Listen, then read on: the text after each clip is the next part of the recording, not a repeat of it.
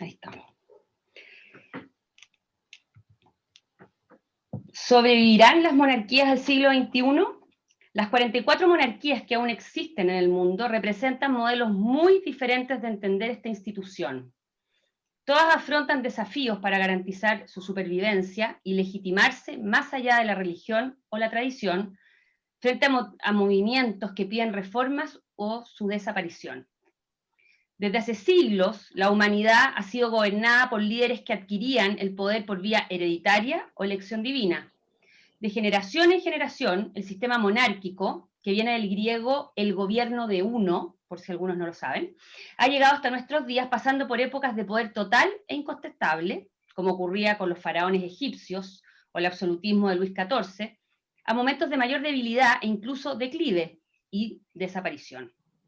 Ya fuera en guerra abierta o de forma más sutil, desde la Revolución Francesa a las primaveras árabes, los monarcas han visto aparecer nuevas formas de gobierno que han cuestionado su poder.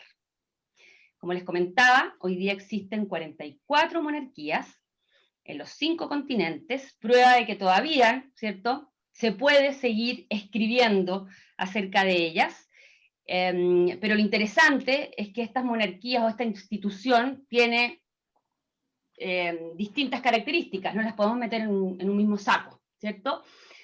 Tenemos las más conocidas quizás para nosotros, que son las monarquías constitucionales europeas, ¿cierto? Como ahí está Noruega, Suecia, Dinamarca, Holanda, Reino Unido, Liechtenstein, Mónaco, España, Luxemburgo. Vamos a hablar de ellas en un ratito más, ¿eh? Yo solo les estoy mostrando que en el fondo están aquellas.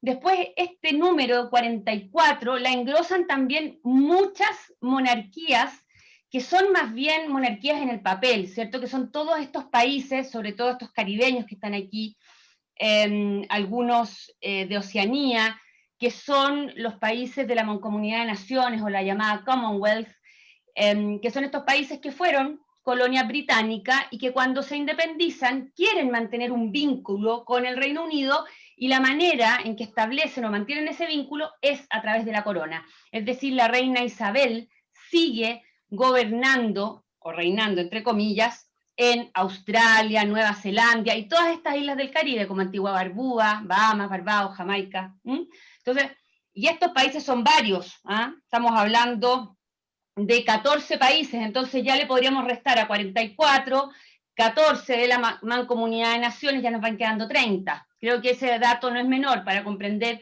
que aquí también tenemos una cantidad de monarquías que en la realidad no lo son. Tenemos también las monarquías del Golfo Pérsico, que son principalmente monarquías absolutas, como Arabia Saudita, que quizás es la que más nos suena, la que más conocemos, Qatar, Emiratos Árabes Unidos, Bahrein, y aquí si se dan cuenta tenemos a Jordania y a Kuwait con otro color, un color más amarillito, porque siendo regímenes bastante autoritarios, sí hay un poquitito más de libertad, entonces nos podemos encasillar como monarquías absolutas, al igual que el resto que está en rojo. Tenemos a Brunei, un país asiático muy chiquitito, un sultanato, que es considerado una de las monarquías más absolutistas y también incluso más despiadadas del planeta. Y tenemos en África también otra monarquía absoluta, que es la de Suazilandia, actual Eswatini, porque ese nombre cambió, por si acaso, ese país que está ahí enclavado entre Mozambique y Sudáfrica, ha cambiado de nombre desde el año pasado a Eswatini. También les voy a mostrar después en el mapa bien, porque en realidad aquí no se nota tanto. Entonces, ese es más o menos el panorama mundial de las monarquías, algo que, como les digo, algunos consideran que es muy anacrónico, algo que no debiera durar demasiado en el tiempo, pero la verdad que dependiendo del caso, puede ser que esto se mantenga, porque hay monarquías, hay realezas que tienen un grado de aceptación, un grado de valoración bastante grande, como sería el caso de Japón, por ejemplo, en Asia. Estamos hablando de una monarquía que, según las encuestas, los estudios de opinión, llega a tener un apoyo de más o menos el 70%. No es menor, ¿se fijan? Con una serie de cuestionamientos que tienen más que ver con el tipo de sucesión, pero los japoneses consideran y valoran muchísimo su monarquía, por ejemplo.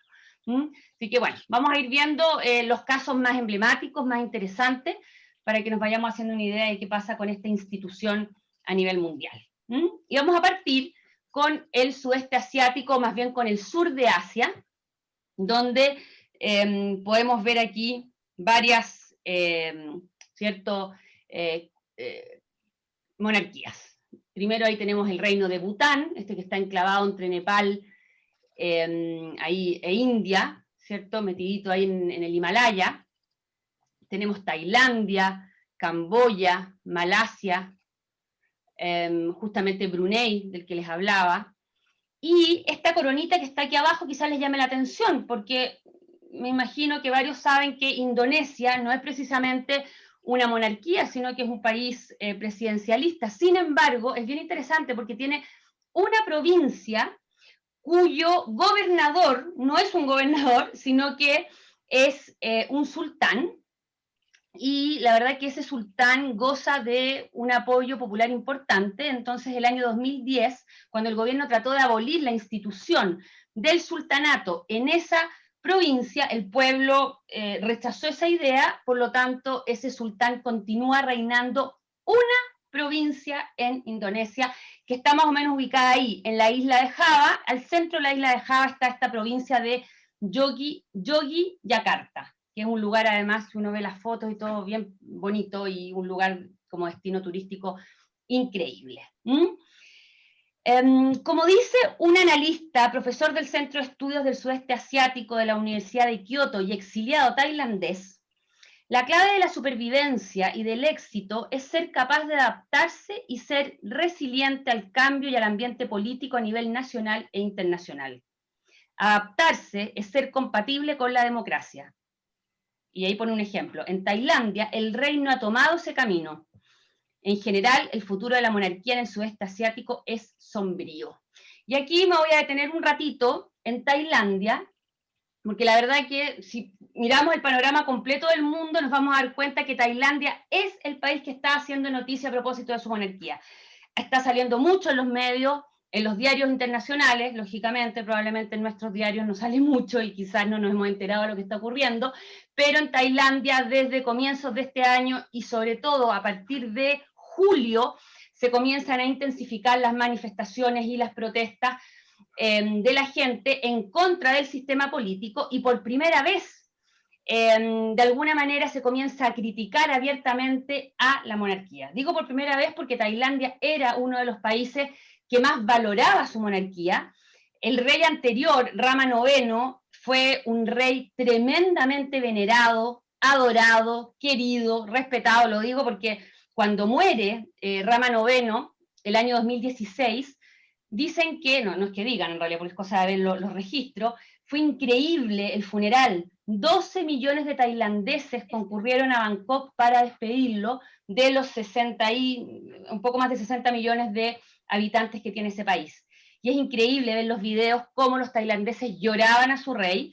Y hoy día reina este hombre que tenemos ahí, Rama X, que la verdad que está desprestigiando muchísimo a la institución y de alguna manera está llevando a que los tailandeses no solamente cuestionen el sistema político, los problemas que hay a todo nivel hoy día, también económicos a propósito de la crisis de la pandemia, sino también a su monarquía y a su rey. Por primera vez vemos a los tailandeses pidiendo reformas. No piden abiertamente abolir a la institución monárquica, puede que haya algunos pocos que lo hagan, pero sí se ve un entusiasmo, podríamos decir, inusitado por intentar cambiar la institución monárquica. Y aquí les voy a contar un poco acerca de quién es este hombre, porque la verdad que yo creo que es importante tener un poquitito de información para comprender cómo y por qué los tailandeses han cambiado tanto su forma de ver la monarquía y la realeza. Este hombre, bueno, es un hombre que la verdad se caracterizaba por tener una vida bastante licenciosa, algo que no ha cambiado desde que se convirtió en rey. De hecho, él tiene su domicilio basado principalmente en Alemania.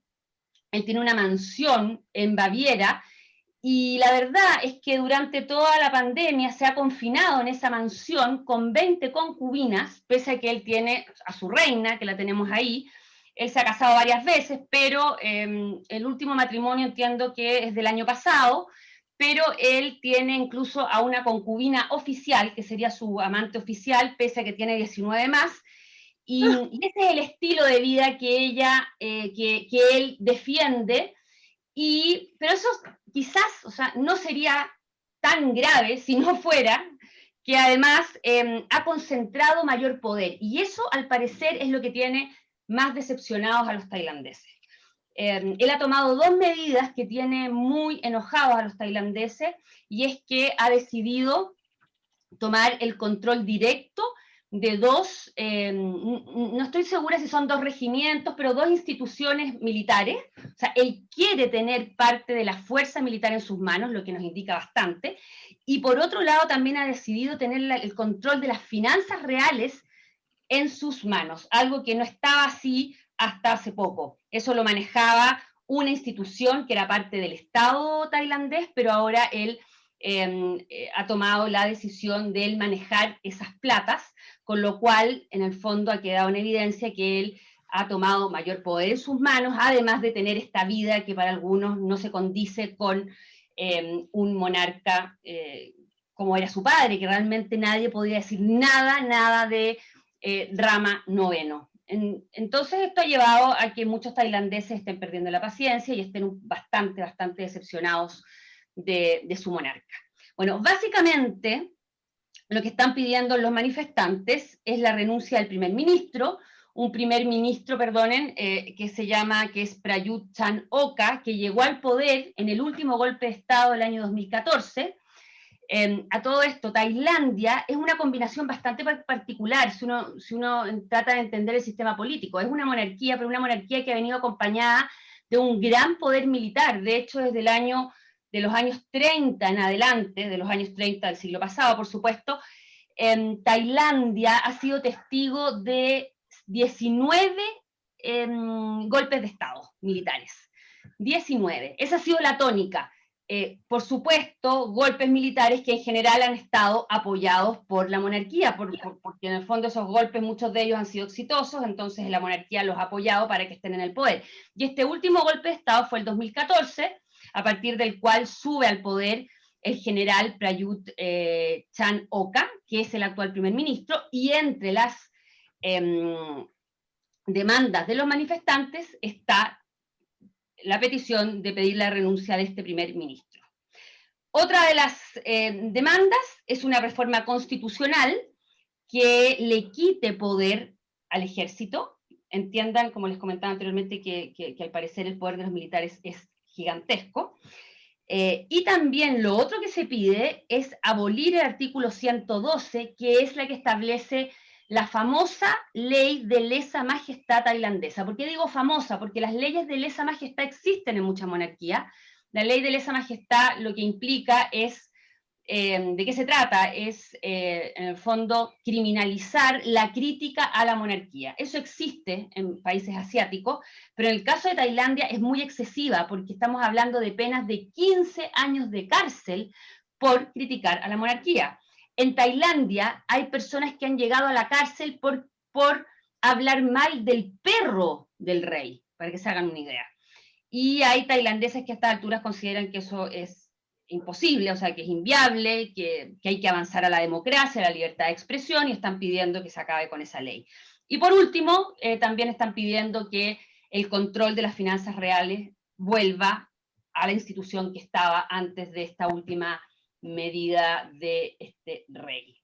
Bueno, esto es lo que está ocurriendo, y esto se los menciono porque las noticias se suceden día a día. Anoche hubo una gran manifestación en Tailandia a propósito de esto. Estamos hablando de manifestaciones del estilo Hong Kong, lógicamente, de lo que vimos en meses anteriores. Probablemente, claro, no es un país que a nosotros aquí en Sudamérica quizás nos interese demasiado, quizás nos interesa desde el punto de vista turístico porque es un país precioso, pero yo diría que es un tema hoy día que está marcando la agenda global, así que se los menciono por si de repente sale algo en los medios y puedan seguir un poquito con mayor atención. Bueno, yo aquí estaré atenta, así que lo iremos comentando, pero es bien interesante lo que está ocurriendo y es bien inédito, insisto, porque realmente la monarquía tailandesa era de las monarquías más valoradas quizás, más respetadas, y hoy día estamos viendo que todo esto se está cayendo a pedazos. Y bueno, muchos se preguntan que quizás fue una mala decisión que este príncipe y actual rey haya sido el elegido para, ¿cierto? para gobernar. Yo recuerdo haber hecho una clase hace unos 4 años acerca de este rey y entramos en detalles y la verdad que era de loco pensar que él se pudiera convertir en rey. Bueno, eso con Tailandia. Vamos cambiando, nos vamos a Brunei. Brunei también merece detenernos un ratito porque la verdad que estamos hablando de un sultanato increíble, bueno, además de la riqueza, una riqueza increíble que tiene este sultanato gracias al petróleo y al gas. Es gobernado, o sea, el reino está liderado por este sultán Muda Hasan al-Bolkiah, y la verdad es que al parecer no existe otro reino, otro sultanato, algo parecido a Brunei, porque realmente el nivel de lujo, el nivel de derroche, también el nivel de despotismo de este hombre no existe en ninguna parte, porque algunos preguntarán quizás, bueno, quizás podríamos comparar algo con el Golfo Pérsico, quizás con Arabia Saudita, con Emiratos Árabes Unidos. No, la verdad que este hombre sale de todo, es realmente incomparable. Ya solamente para que se hagan una idea, su flota de autos es de 7.000, tiene 7.000 vehículos, entre ellos Rolls Royce, de oro puro, para que se hagan una idea. Un palacio con más de 1.200 o por ahí 1.100, 1.200 habitaciones, con harén, bueno, que eso él no lo dice muy abiertamente porque él se supone que es un musulmán observante, muy creyente, y se supone que hay cosas que hace él por debajo de la mesa, pero todo esto es bastante sabido porque hay mujeres occidentales que han sido parte de esos harenes y han escrito libros, de que si alguien quiere saber un poquito más de la vida de este hombre, es bastante fácil saberlo. Pero también es bien criticado porque, a diferencia quizás de otros reinos que son bastante ricos, este hombre le da al pueblo lo suficiente para que no se quejen, pero algunos lo comparan con una especie, al reino como una especie de vaca lechera, donde este hombre saca toda la leche que puede y deja lo suficiente para que sobreviva la vaca, pero no deja, ¿cierto?, que este pueblo realmente prospere. Bueno, así que Brunei, uno de los casos también más impresionantes en el mundo. Ahí yo también les mandaré algún artículo para que tengan un poquito más de información. Bien impresionante, y realmente tiene un poder incontestable. Estamos hablando además de estamos hablando de un sultán que ejerce todo el poder porque no hay ningún parlamento, por si acaso alguien se está preguntando, algún tipo de asamblea. Él, el mismo sultán, es primer ministro, ministro de Relaciones Exteriores, de Defensa y de Finanzas. O sea, cuando hace reunión de gabinete, es él. Nadie digamos, rechaza alguna medida que él pueda tomar. Y lo otro también que va complicando un poco, yo recuerdo cuando esta decisión que él tomó el año 2014, él decidió, digamos, comenzar a aplicar la Sharia, la ley islámica. Y esto ha sido también bastante complejo para muchos, porque aquí él comienza a criminalizar, por ejemplo, la homosexualidad. Por ejemplo, el homosexual debe ser lapidado hasta la muerte, y él, digamos, cumple al pie de la letra la Sharia, o sea, es peor que Irán o Arabia Saudita. Y claro, y el problema, y aquí vienen las grandes críticas, que él además es bastante, digamos, poco consecuente, porque al parecer él lleva también una vida bastante licenciosa.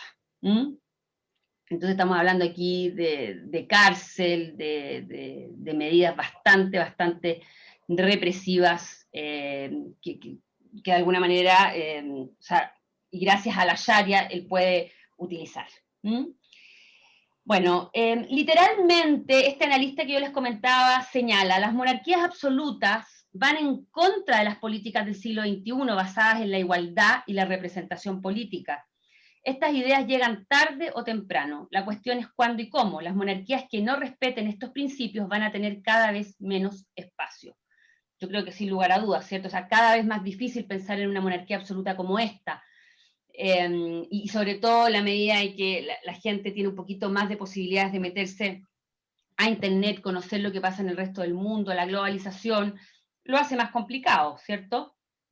Vamos a ver cuánto pueden durar este tipo de regímenes, pero hoy día existen, están ahí presentes, y creo personalmente que en la medida también que haya recurso, haya lucas, esto todavía funciona, porque también es más fácil aceitar, podríamos decir, al pueblo, cuando este pueblo está enojado, está frustrado, está decepcionado, que es lo que vimos claramente en el Medio Oriente a propósito de las primaveras árabes. ¿Ah? Eso lo vamos a ver en 2 minutos más, pero ahí fue muy impresionante cómo muchos regímenes dictatoriales cayeron, pero las monarquías, las petromonarquías se mantuvieron a punta de represión, por un lado, pero también gracias al dinero, a los recursos que llegaron de manera impresionante a ese pueblo. ¿Mm? Hablando de Brunei. Denme un segundito.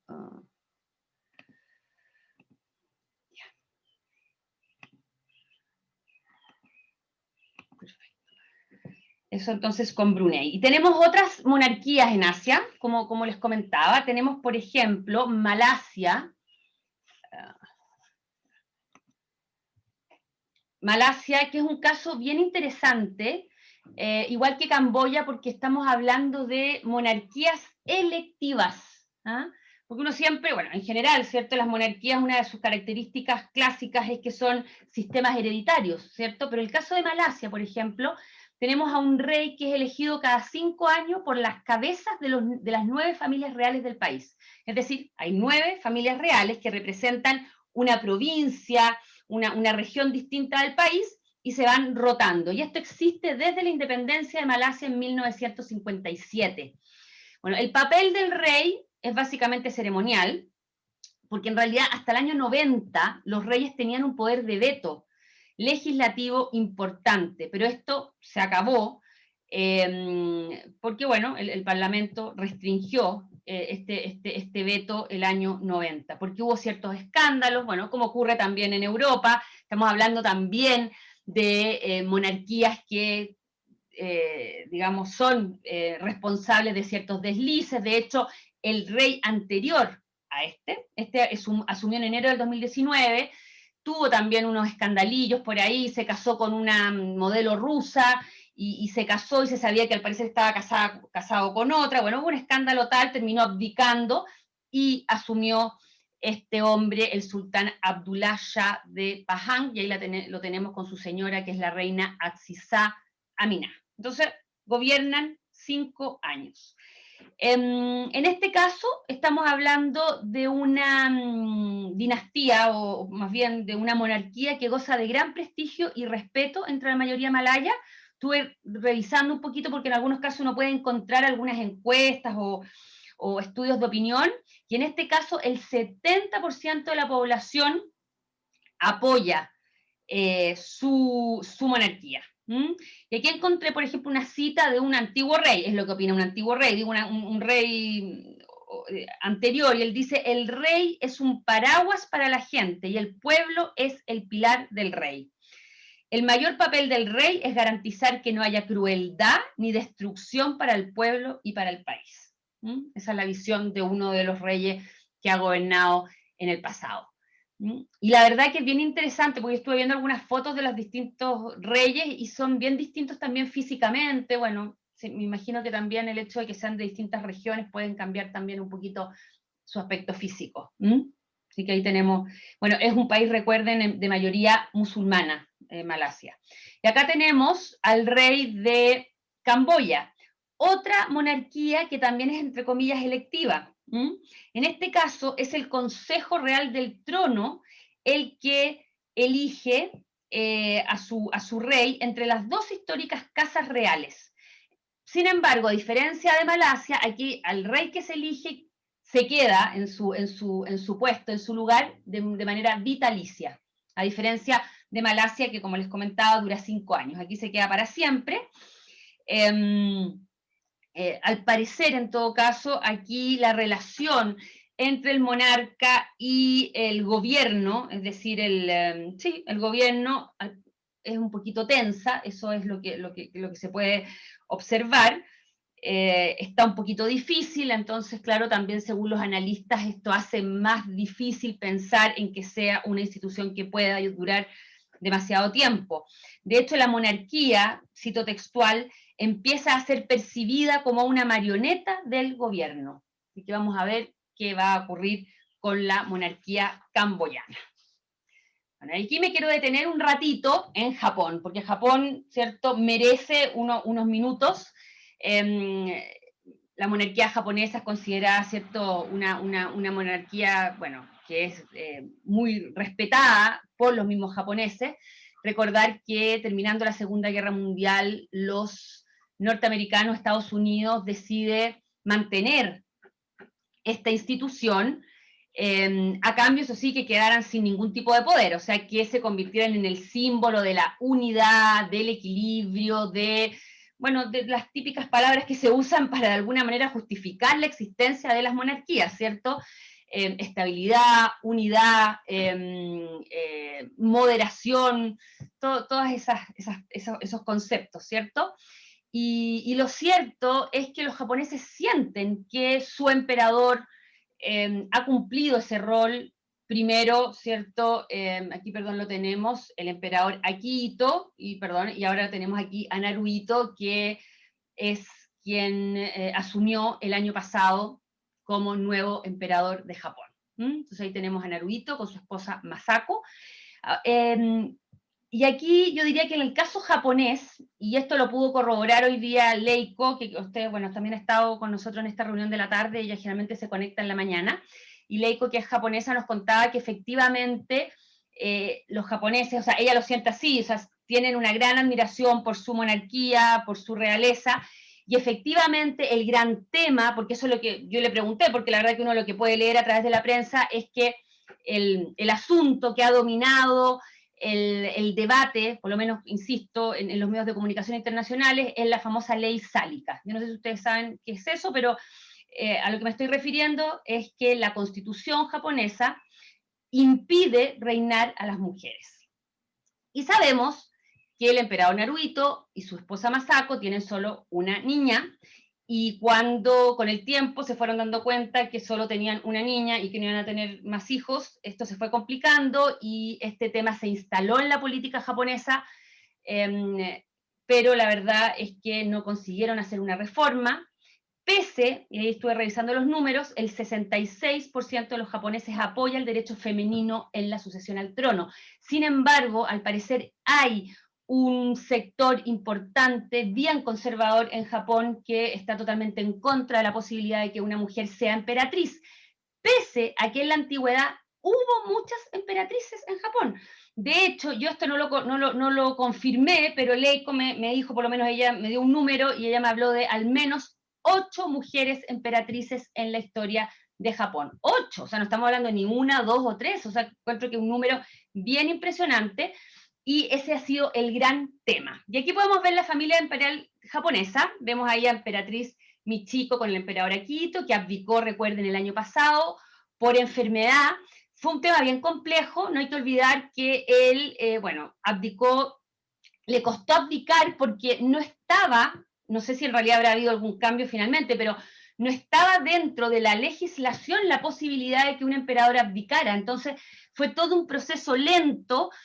Probablemente él habría abdicado antes, habría dejado sus funciones reales antes si no hubiese tenido ese impedimento legal. Así que fue muy difícil, y finalmente el año pasado Naruhito asume con su señora como pareja imperial. Y ahí las tenemos con su hija, la princesa Aiko. Les costó al parecer bastante tener esa hija, y después con el tiempo, cuando ya se ve que no, ella no va a tener a otra hija, comienza todo este debate político, y de hecho Junichiro Koizumi, este primer ministro que acaba de, ¿cierto?, salir del poder, él intentó hacer una reforma en su minuto, pero esa reforma en el fondo se vio frustrada porque cuando estaban en ese proceso, el hermano de Naruhito, el actual emperador, que es, aquí lo tenemos, Fumihito, tuvo su tercer hijo, que es hombre, que lo tenemos aquí, que es el príncipe Hisahito. Pero si se dan cuenta y miramos esta familia imperial de Japón así rápidamente, nos damos cuenta que hay mucho más mujeres que hombres. Por eso está sobre la mesa esta idea de que hay que hacer algo y que vemos aquí un tema anacrónico. Volvemos a lo que les comentaba antes y lo que dicen los analistas y los especialistas en estos temas. Si se quieren mantener la institución de la monarquía a nivel mundial, o si hay países que realmente les interesa mantener sus monarquías, tienen que ir acorde a los tiempos. Y hoy día, con los movimientos feministas y con todo lo que sabemos que existe, digamos, no tiene lógica realmente, creo personalmente, dejar marginada a la mujer en este sentido, ¿cierto? Y bueno, aquí hay, me voy a meter un poquito en la cosa como en el copuchenta y en el cotilleo, como dicen los españoles, porque aquí hay bastante de cagüín, perdón por la expresión, porque se dice que, por ejemplo, Fumito, que a todo esto ya se ha convertido en el príncipe heredero oficial. Esto también es noticia actual, 8 de noviembre. Recién el hermano de Naruhito se ha convertido en el príncipe heredero, con lo que queda cerrada la puerta para la hija de Naruhito, que es Aiko. Entonces, aquí también tenemos a Fumito, ¿ah? Para que se den cuenta, o sea, captan esto, ¿cierto? O sea, el cuadro, tenemos al anterior emperador Akito, su hijo Naruhito, su hijo Fumito y su hija Sayako. Fumito ya es príncipe heredero, con lo que queda entonces la princesa Aiko fuera de posibilidad, o sea, la ley sálica sigue vigente, ¿cierto?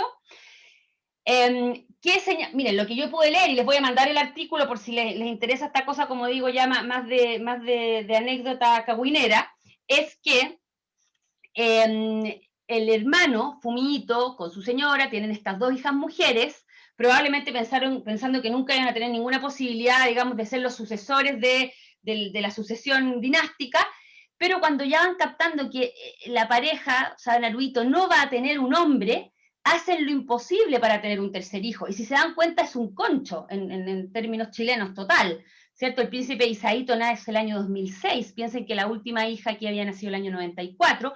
Y este niño habría sido fruto de tratamiento e incluso hasta, no quiero decir manipulación genética, pero que se habría hecho además todo lo imposible para que también fuera niño varón. Bueno, estos son cuentos que, bueno, yo leí en la prensa, no tengo idea si es verdad o no es verdad, pero se los comento. Entonces, ya Fumito debe estar en llamas porque sabe que es el príncipe heredero y que además después de él va a venir su hijo. Y la ley sálica va a quedar ahí, creo yo, ahí pegada, digamos. Probablemente no hay ningún interés por el momento de reformarla. Como les comenté entonces, el 66% de los japoneses apoya el derecho femenino en la sucesión al trono y el 70% se siente complacido e identificado con la familia imperial.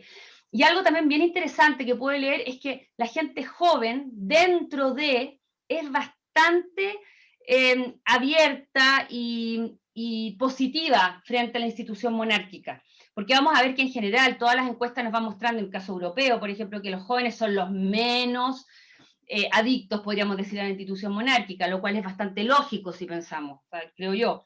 Y en Japón estuve leyendo algunos testimonios y el joven japonés en general podrá ser el que menos apoya la monarquía, pero ellos ven y siempre les llamó la atención que los emperadores eran los que estaban ahí para las catástrofes naturales, siempre apoyando al pueblo, siempre presente. Bueno, es la impresión que tienen al parecer los japoneses de sus emperadores. Y lo último, esto del último kawin. La princesa Mako, la mayor de Fumito y su señora, está comprometida con Kei Komuro, al parecer tiene muchas ganas de casarse hace rato, pero el novio no da el ancho. Y ese lo que nos contó Leiko, que es el gran tema, o sea, que realmente es un desastre y están todos muy preocupados. Y no se ha podido casar porque no tiene las características como para ser el marido de la princesa, es decir, de la hija del futuro emperador de Japón. Por ahí también tengo algún artículo que otro sí que ahí les mandaré. Bueno, así que ya tenemos futuro, o sea, ya tenemos al príncipe heredero japonés desde hace algunas semanas, el 8 de noviembre. ¿Mm? Ahora ya nos vamos a cambiar de tema, nos vamos a Europa, pero antes de eso, miren qué interesante cómo vemos las coronas, las monarquías, cómo disminuyen desde comienzos del siglo XX hasta nuestros días. Miren, ahí a principios de 1900 había cerca, probablemente unas 150 monarquías, y hoy día hay un poquito más de 40, pero recuerden que si sacamos a las de la Comunidad de Naciones, estamos hablando de unas 30 monarquías, ¿cierto? Entonces, el convulso siglo XX llega a su fin en Europa con bastantes casas reales apartadas del poder. Recordar que ya a comienzo del siglo XX, con la Revolución Rusa, ¿cierto? Se acaban, bueno, los zares. La Primera Guerra Mundial supone el final de la dinastía otomana y austrohúngara. Después de la Segunda Guerra Mundial se acaba, por ejemplo, el trono de Italia, el de Rumanía. Y en el caso europeo, la última monarquía en extinguirse sería la griega en 1973. Bueno, vemos que la descolonización es un punto de inflexión importante, ahí vemos que muchas monarquías se van acabando. Tenemos la revolución iraní como otro hito, y la última monarquía, según este cuadro, y me imagino, y por lo que he podido ver es así, en desaparecer es la nepalesa, que termina el año 2008. La última monarquía en desaparecer. Y bueno, las 11 monarquías, o sea, las monarquías europeas han sobrevivido, sabemos, a la implementación de sistemas democráticos que han visto decrecer su poder hasta convertirse en instituciones con funciones reducidas y prácticamente ceremoniales, ¿cierto? Bueno, aquí tenemos las que yo creo que todos conocemos: la noruega, la sueca, la danesa, la británica, holandesa, la de Luxemburgo, belga, Liechtenstein, Mónaco y España. Pero podríamos agregar dos que algunos analistas las agregan, otras no, que sería la del Vaticano, porque algunos consideran que el Papa es un monarca absoluto, que claro, ahí no hay una dinastía hereditaria, porque sabemos que es el colegio de cardenales, el cónclave de cardenales, perdón, quien elige al Papa, pero que él reina como monarca absoluto mientras vive, ¿cierto? Aunque sabemos que ya hay un Papa emérito que abdicó, digamos. Y también algunos incluyen en esta lista a Andorra. Recuerden que Andorra es un principado o un coprincipado donde la jefatura de Estado corresponde a dos personas: al presidente de Francia y al obispo de Urgel.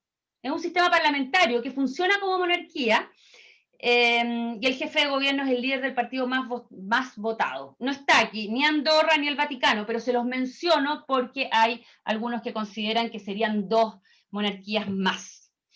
Bueno, las monarquías europeas, la verdad que enfrentan muchos desafíos, y también presentan muchas debilidades, ¿cierto? Aquí tengo también una cita, por ejemplo, del investigador del University London College, Bob Morris, que dice: existe inquietud por la continuación del principio hereditario y por el costo que originan sus privilegiadas vidas. También quizá la sospecha de que conserven algún poder político o influencia.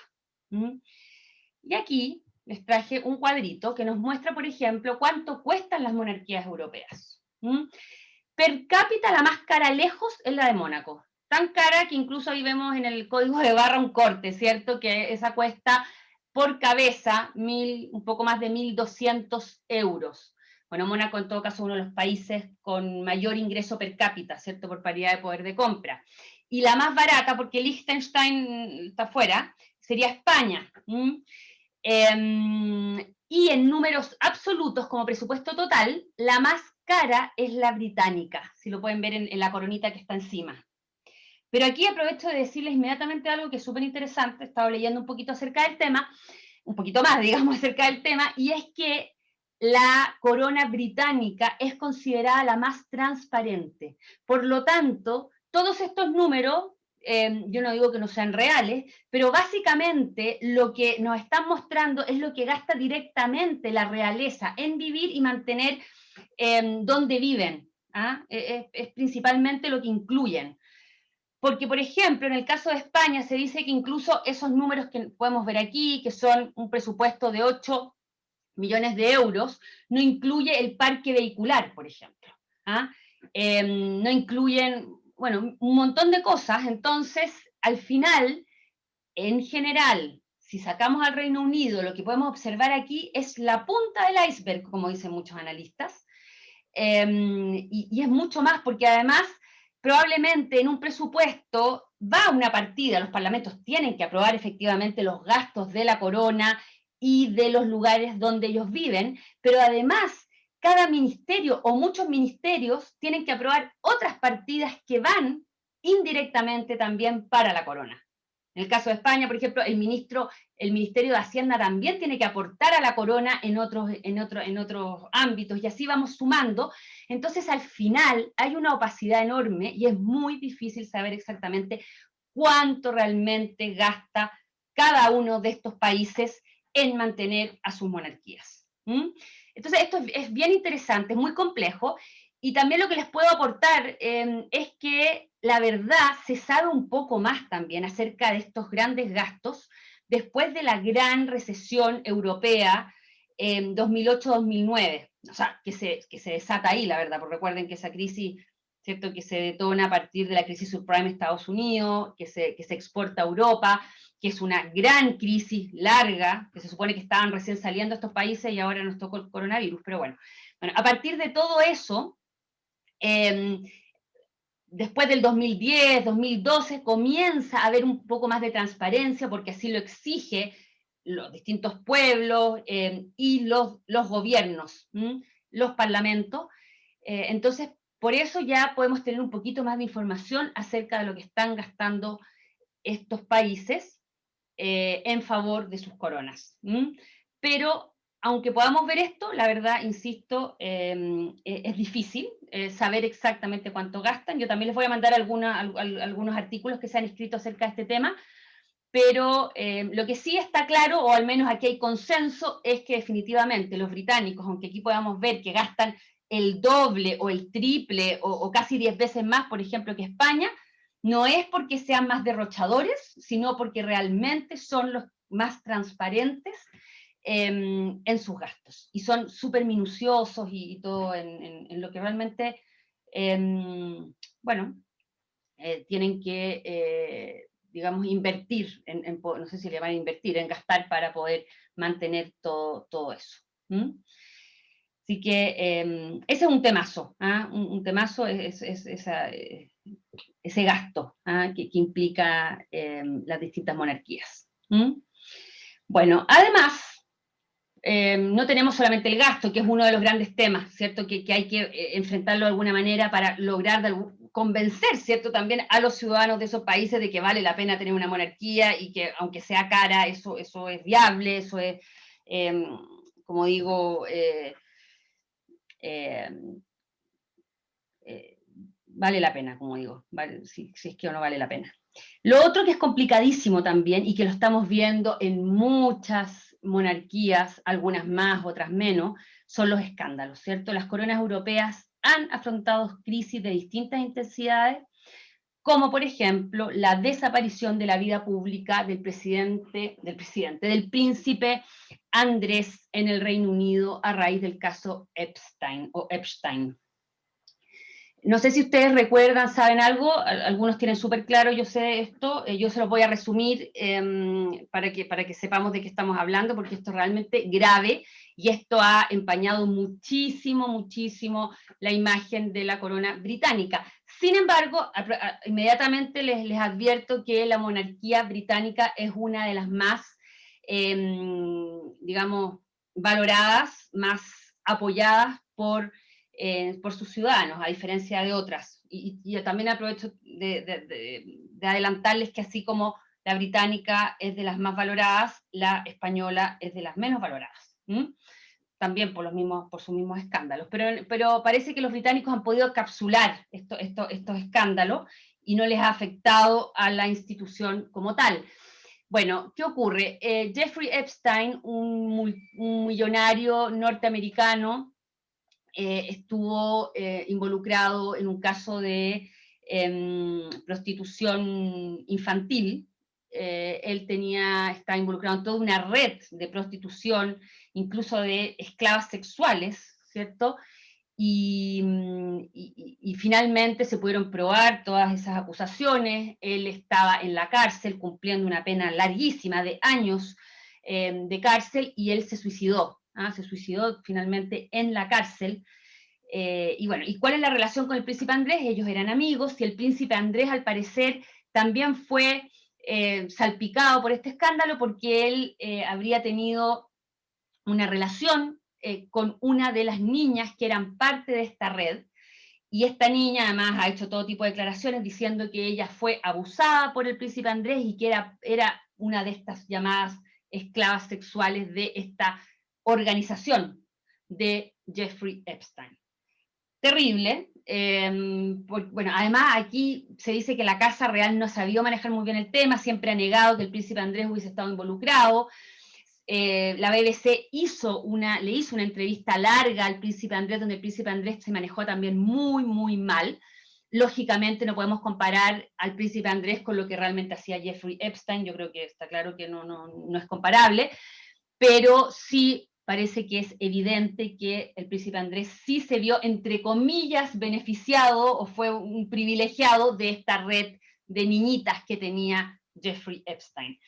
Bueno, si a alguien le interesa un poco más este tema, hay un documental en Netflix, hay mucha información. Yo igual les voy a mandar un artículo corto como para que entiendan un poco de qué se trata esto, porque realmente ha marcado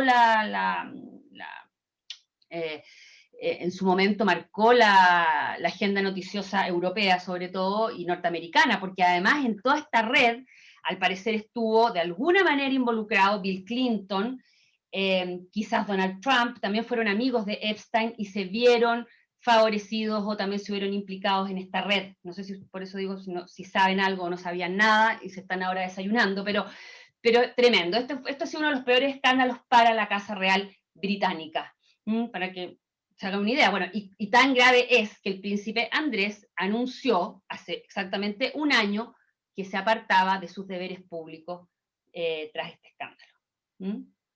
Terrible. Bueno, y esto lo quiero relacionar también. Bueno, aquí tenemos otro de los escándalos que también no deja de hacer noticia todo el tiempo, que es otro tipo de escándalo, realmente, por favor, porque este hombre pudo ser un mujeriego y últimamente ha estado ¿cierto?, acusado de corrupción, que es el rey emérito de España, ¿cierto?, Juan Carlos I. Sabemos que él abdicó en favor de su hijo Felipe VI el año 2014, y él ha estado acusado de casos de corrupción tremendos, básicamente, recuerden, por haber recibido comisiones ilegales, sobre todo de los príncipes del Golfo Pérsico, para, construir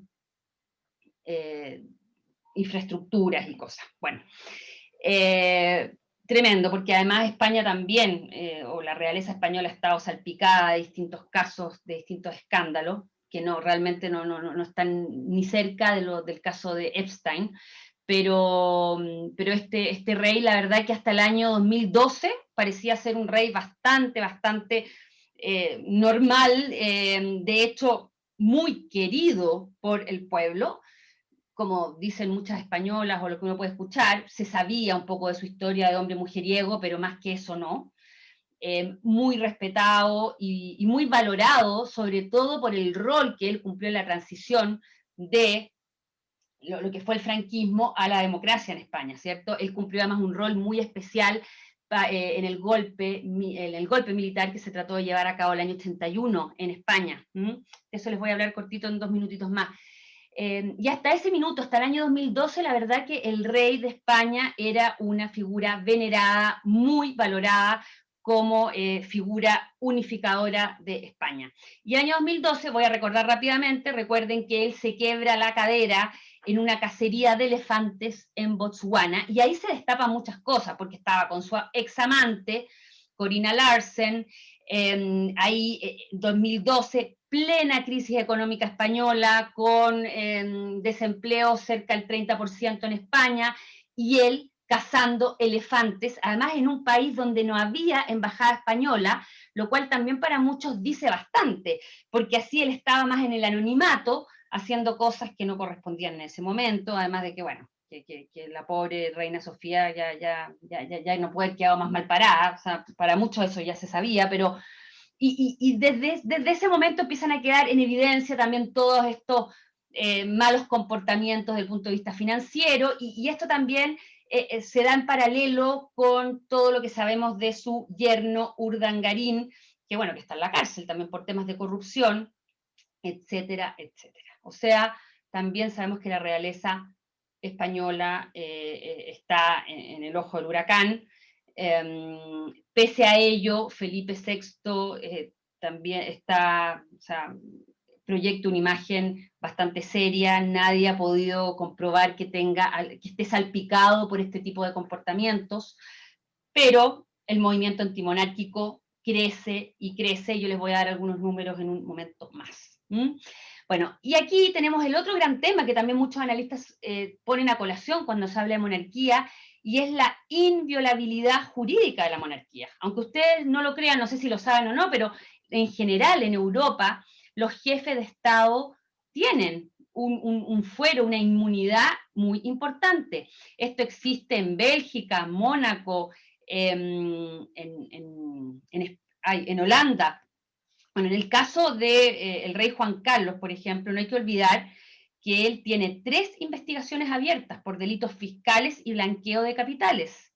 Sin embargo, él está aforado desde su abdicación, y por estar aforado solo podría ser juzgado por el Tribunal Supremo. O sea, ya ven que en el fondo él no enfrenta la justicia ordinaria. Y lo otro que es bien interesante es como el rey emérito solo tendría que responder por los actos cometidos después del año 2014, porque hasta ese momento era el jefe de Estado y por lo tanto su figura era inviolable, es decir, no tenía responsabilidad penal. Como les comentaba, la inviolabilidad del rey es muy común entre las monarquías del viejo continente. Esto pasa en Mónaco, Luxemburgo, Bélgica, Países Bajos, Liechtenstein. En Suecia, por ejemplo, se especifica que el rey o la reina que es jefe de Estado no puede ser juzgado. En Dinamarca no responde por sus acciones e incluso su persona será sacrosanta, en el caso de Dinamarca. En Noruega, hasta el 2018 se recogía que el rey era sagrado, pero la última enmienda solo establece que no puede ser censurado ni acusado. En todos los casos, la protección hace referencia únicamente al jefe de Estado, en todo caso, esto no va para el resto de la familia real.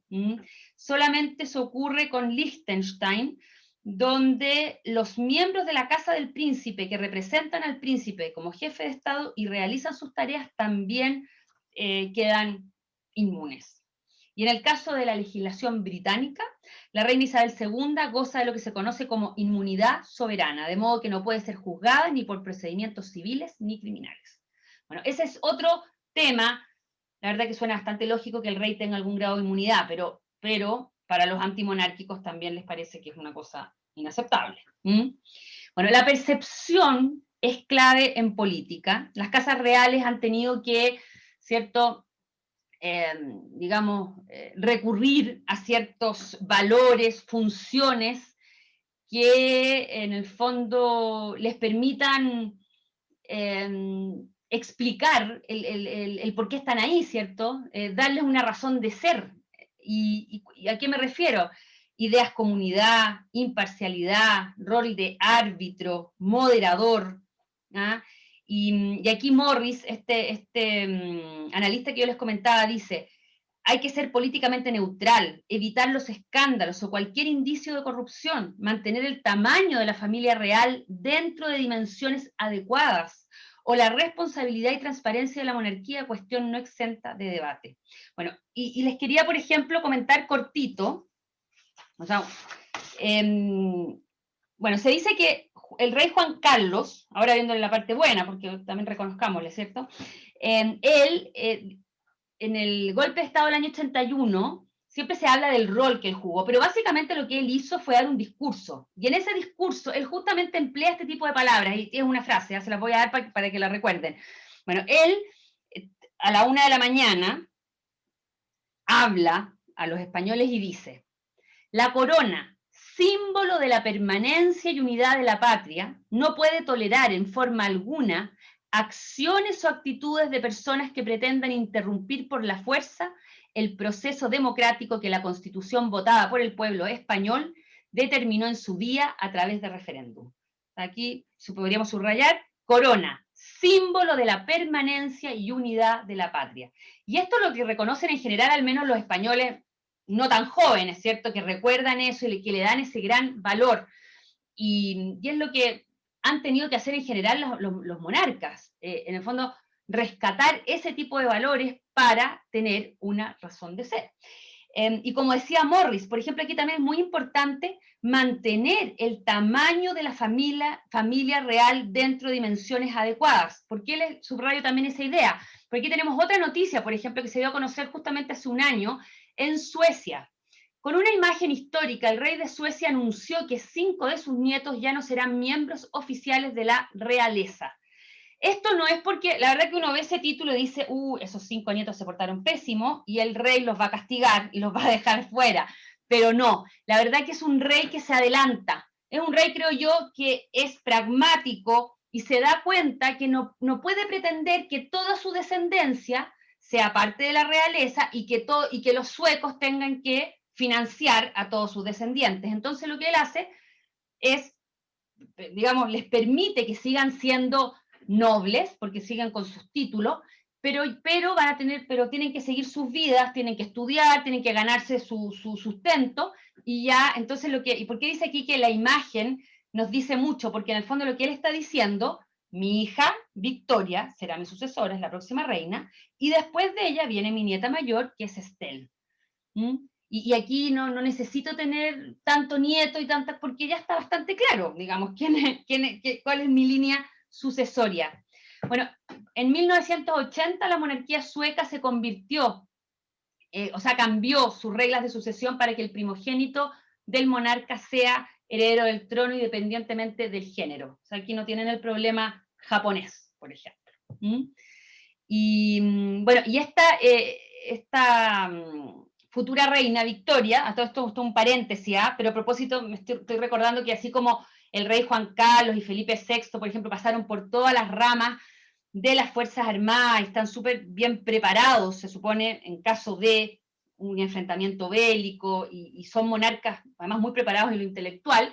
Ella, la verdad que a mí me lo comentó idea una española, también tiene esa característica, muy preparada intelectualmente y también pasó por las distintas ramas de las Fuerzas Armadas. Así que para que sepan un poquito de eso también. Así que bueno, la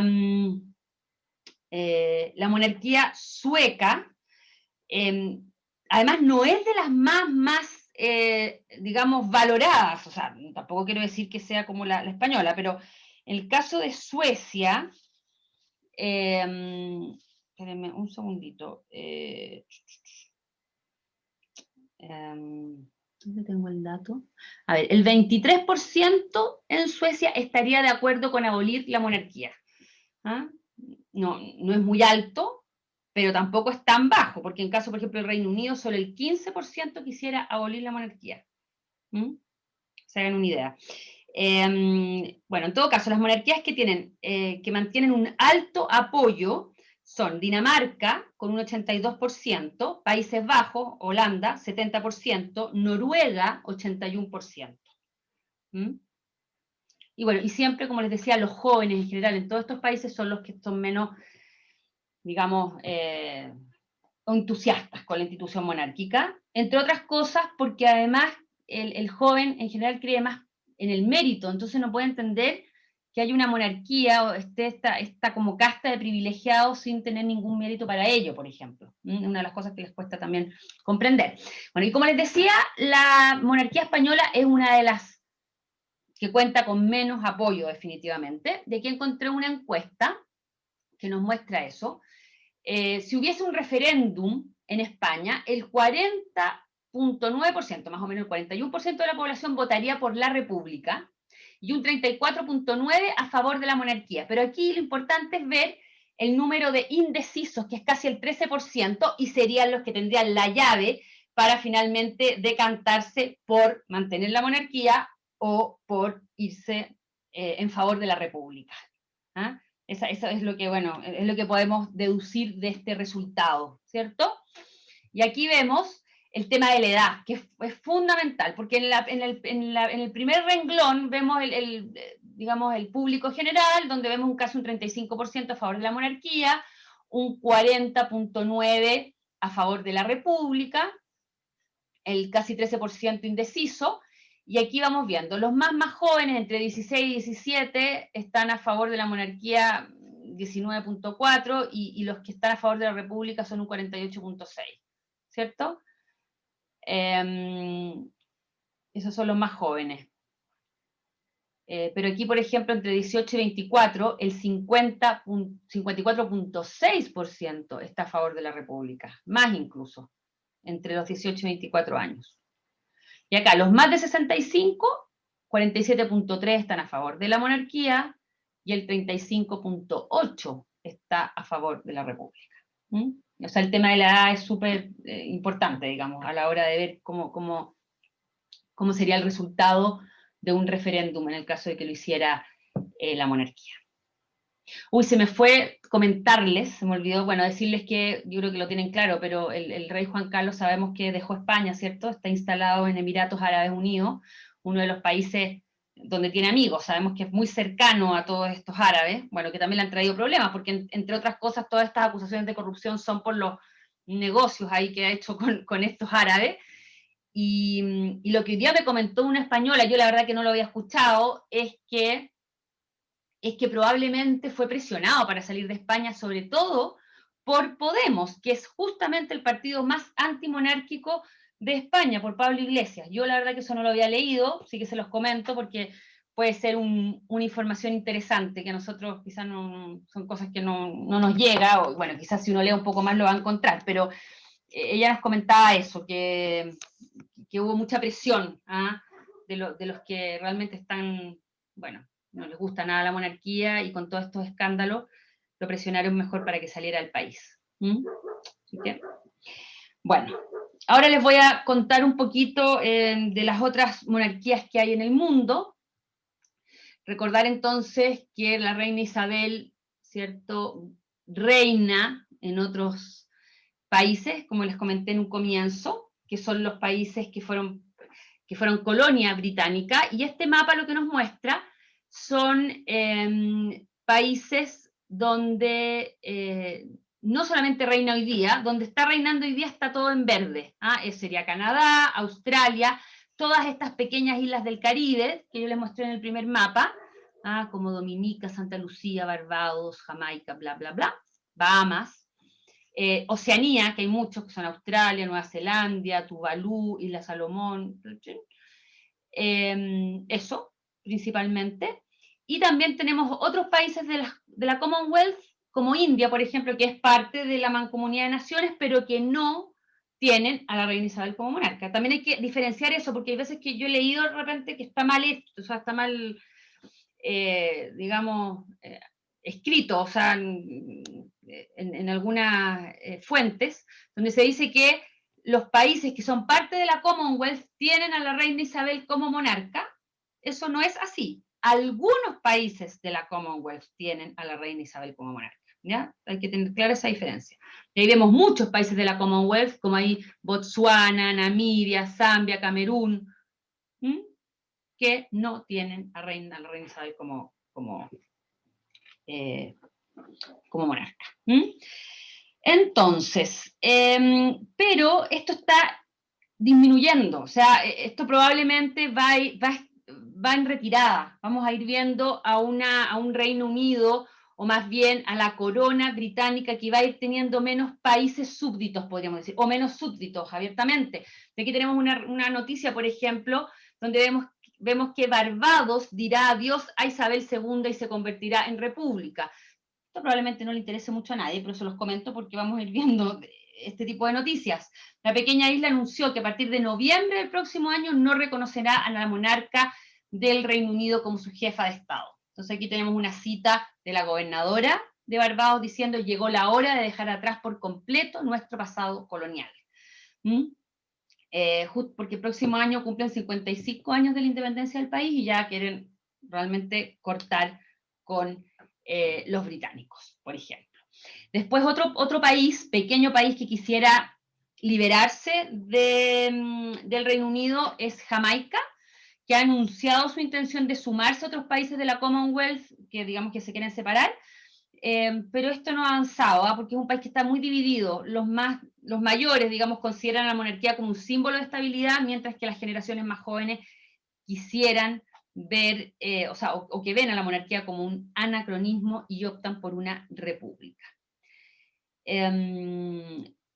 Morris, este analista, señala: como ha dicho la reina, corresponde exclusivamente a esos países decidir si desean mantener esa conexión. Cuando ella muera, los reinos podrán revisar su relación con la monarquía, incluidos aquellos que intentaron cambiar de sistema sin éxito, como Australia. Bueno, y eso también les comento. Australia llevó a cabo un referéndum el año 99, donde el 55% votó a favor de continuar con la reina como su monarca. Sin embargo, al parecer ha ido cambiando la situación, ya se está pidiendo un segundo referéndum, donde, según las encuestas, el 62% de los australianos quisiera ver un jefe de Estado australiano. O sea, se acabaría esa conexión con el Reino Unido. Y Nueva Zelanda también está decayendo el apoyo a la monarquía. La primera ministra, Jacinda Ardern, ha declarado que no es prioridad para su gobierno, pero cree que será testigo de una transición hacia un modelo republicano.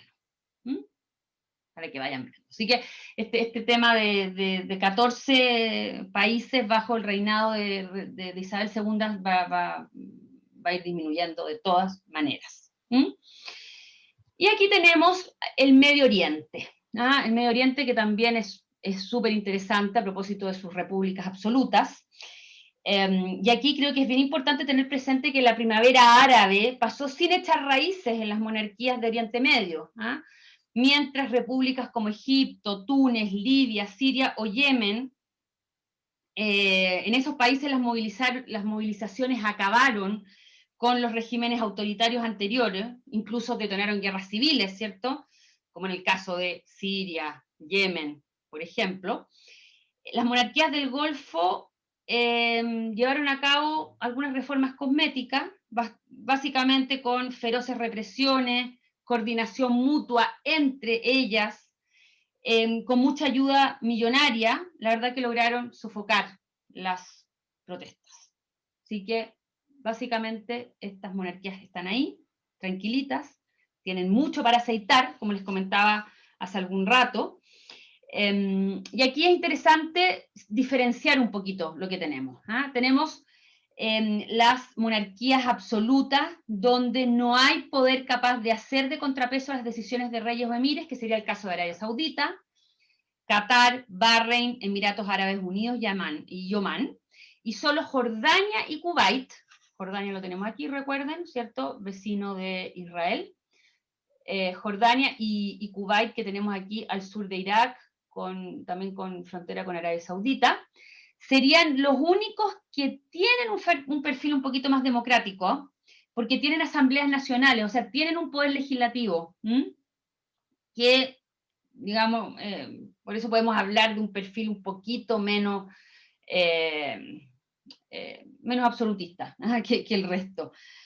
Y bueno, yo creo que el mejor ejemplo, o el país que no podemos dejar, digamos, de analizar, ¿cierto?, es Arabia Saudita, porque definitivamente aquí estamos hablando de una monarquía absoluta que sabemos hoy día está en manos de el príncipe heredero Mohammed bin Salman, o más conocido, muchas veces se habla de MBS para cortarlo.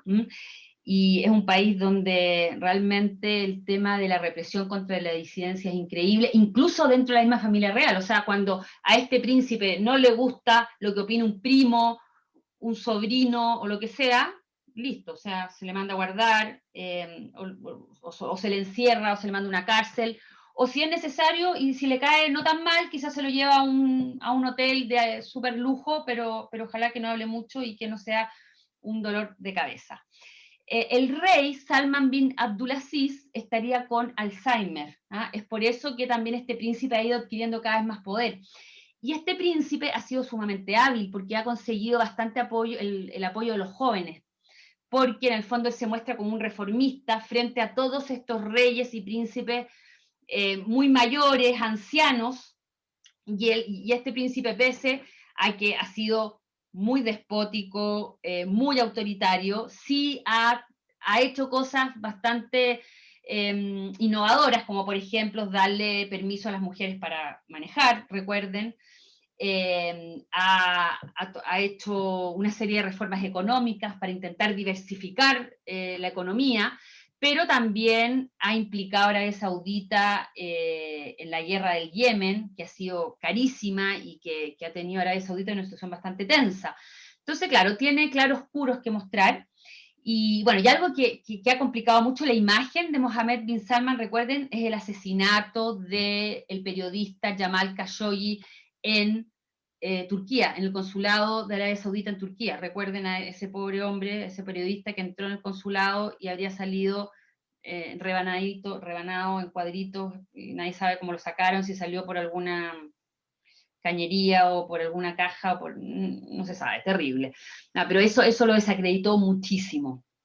Bueno, en todo caso, estamos hablando de países, me refiero a países, todos estos reinos del Golfo con monarquías absolutas donde no se permiten los partidos políticos, y Arabia Saudita igual está viendo con un poquito de inquietud la reciente creación del Partido de la Asamblea Nacional, un partido que está creado en la disidencia y en el exilio, sí, porque es imposible que dentro de Arabia Saudita se pueda crear un partido político, y se supone que es un partido para instituir la democracia como forma de gobierno, imagínense. Pero bueno, esto es un quebradero de cabeza definitivamente para esta dinastía. No creo que tengan muchas posibilidades, pero lo que les decía en un comienzo, o sea, en la medida que pasa el tiempo y donde la democracia es lo que se supone que debería instalarse, donde hay más información, donde está la globalización, donde se supone que la libertad de expresión es lo que prima, todos estos regímenes no tienen muchos, en el fondo van quedando realmente en el pasado y se va haciendo más difícil que se puedan perpetuar en el tiempo. ¿Mm? Como aquí dice otro analista. Los principales desafíos, a propósito, digamos, de las monarquías absolutas, los principales desafíos son encontrar la manera de modernizarse, respetando sus tradiciones y permaneciendo estables, y mantener a los jóvenes empleados y satisfechos, un problema particularmente espinoso. Las monarquías luchan por reformar su sistema, evitando demasiados cambios. Han logrado sofocar protestas y mantener a raya la democracia. Queda por ver si eso seguirá así en el futuro. Es súper difícil pensar que eso les vaya, ¿cierto?, a resultar. Y bueno, tenemos también el caso de Marruecos y Jordania, que serían definitivamente los dos casos digamos, de monarquías un poco más, o sea, que son bastante autoritarias si las comparamos con Europa, pero muchísimo más, entre comillas, democráticas en comparación a lo que son las monarquías del Golfo. Son además monarquías que no tienen la riqueza de los países del Golfo, por lo tanto también son reyes que han tenido que ir cediendo, que han tenido que hacer ciertas reformas, pero que afrontan problemas importantes, sobre todo el caso, por ejemplo, de Jordania, con problemas económicos serios. Estamos hablando de un país con un desempleo que alcanza, por ejemplo, el 40%, y el caso de Marruecos, con un rey que es bastante autoritario, que ha tratado de hacer algunos cambios, pero que enfrenta fuertes críticas, sobre todo en las redes sociales. Sabemos que también el tema de las redes sociales juega bastante en contra de estos monarcas, ¿cierto?, autoritarios. Y para ir terminando, tenemos aquí al rey, no sé cómo se pronunciará eso, Mswati III, que está en el trono desde 1986. Ahí tenemos Eswatini, antiguo Suazilandia, es el nombre de este país que cambió de nombre recién el año pasado, y realmente este hombre gobierna definitivamente con un poder incontestable su país. ¿Ah? Él tiene más de 30 hijos, para que se hagan una idea, una cantidad de señoras increíble, y él hace una especie de casting. Cada vez que va a querer una nueva señora, entre puras vírgenes, entonces pone así a miles de vírgenes y las va eligiendo, una cosa increíble. Se gasta todo, se lo gasta todo, realmente no le importa nada lo que pasa con su pueblo, parece, eso es por lo menos es lo que uno puede leer y la impresión que uno tiene. Yo hoy les mandaré algún artículo acerca de este pequeño país, muy chiquitito, de más o menos de 500.000 personas, no debe ser más que eso. Pero también ha tenido que enfrentar protestas, por ejemplo el año pasado, ciudadanos que pedían más democracia, y pese a la represión, y hay un sentimiento antimonárquico que va increciendo en este pequeño país.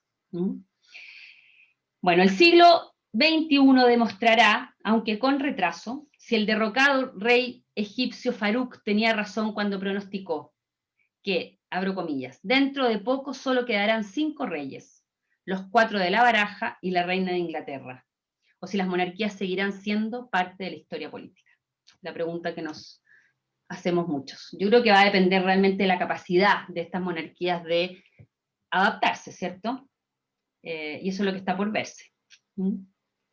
Bueno, chicos, chiquillos y chiquillas, preguntas, aquí estamos. ¿Ah?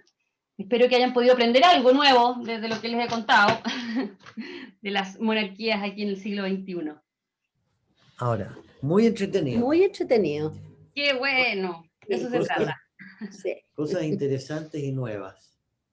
¿Cuál fue el primero que vimos? Ustedes deberían organizar una fiesta y juntar a todos estos reyes. ¿Cómo se vería el último rey que mostraste ahora? Con la reina Isabel, con el rey Juan Carlos. Sería fantástica esa fiesta. Ay, sería genial. Buenísimo. En realidad, buena acotación. Muy bueno, María José, muy entretenido, glamuroso, etcétera.